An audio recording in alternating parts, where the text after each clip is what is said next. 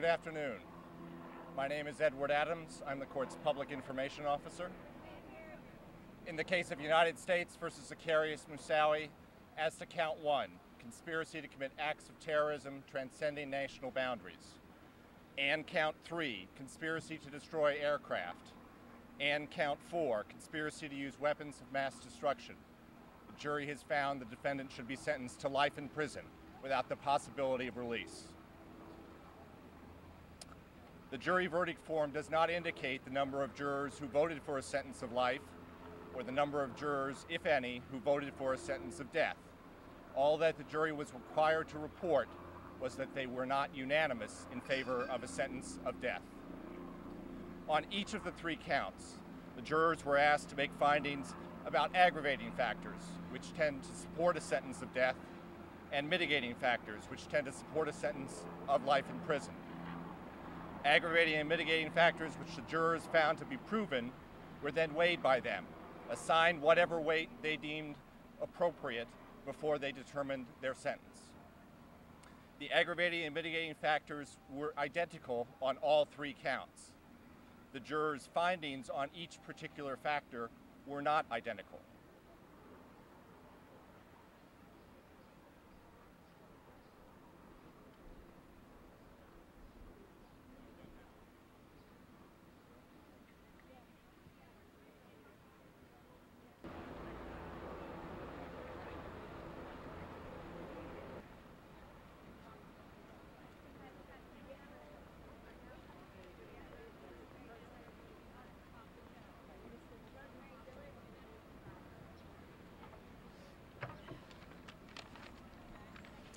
Good afternoon. My name is Lisa Dolan. I lost my husband, Captain Bob Dolan, on 9/11 at the Pentagon.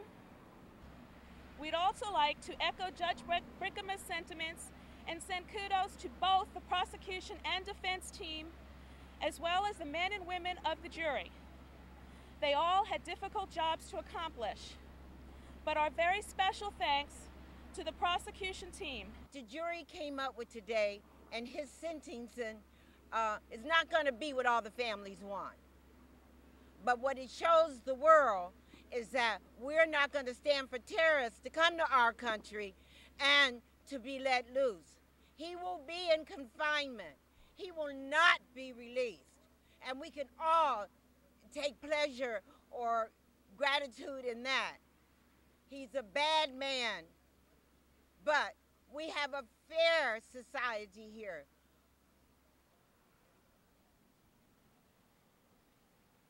Good afternoon. My name is Abraham Scott. I lost my wife, Janice Marie Scott, in the Pentagon on 9/11. I know you expect me to come up here and say that I disagree with the verdict of the jurors because I believe in the death penalty, but I'm not. I totally and wholeheartedly agree with what the decision of the juror today.